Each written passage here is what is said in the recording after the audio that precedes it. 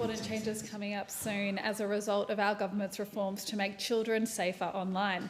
And I want to take this opportunity to talk about what these changes mean for parents, guardians, and of course for young people across our community and the country. From December, social media platforms will be required to prevent Australians under 16 from creating or keeping social media accounts. And this is, of course, something that is of huge interest in many communities, including in Jagga Jagga. And I want to take this opportunity to speak directly to parents and young people in our community.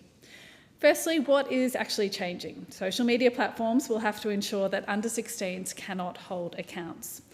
Children will still be able to view some public content, but they won't have full accounts.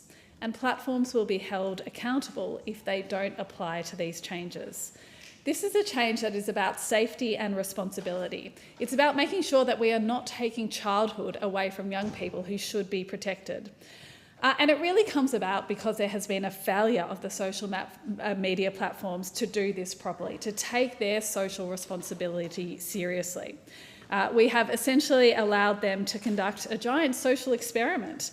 And at many points, they have shown that they did not take social responsibility seriously, and we have seen the consequences of that. It's not unusual for government to step in and regulate if we do see an industry that's doing harm to young people. We've done it in alcohol, we've done it in tobacco, and now we're doing it with social media. Importantly, under 16s or their parents will not be fined or penalised if they use or allow use of a platform. The responsibility for this lies on the platforms, as it should. I do want to pay tribute to the parents across the country who have campaigned for this change, and I know that they've campaigned because their children have been affected in ways that they absolutely should not have been. This is a tribute to you and your work.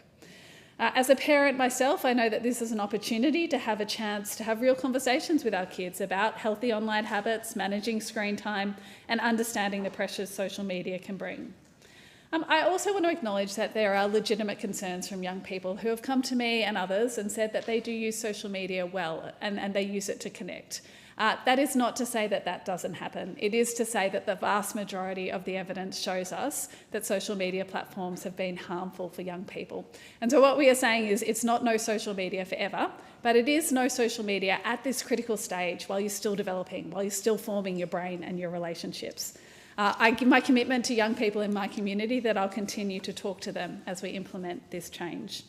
Our government have prepared a range of materials to help explain these changes to young people, to schools. My office in Heidelberg will have information available, and I also encourage people to go to the eSafety Commissioner, a trusted resource, for more information. Member for Monash.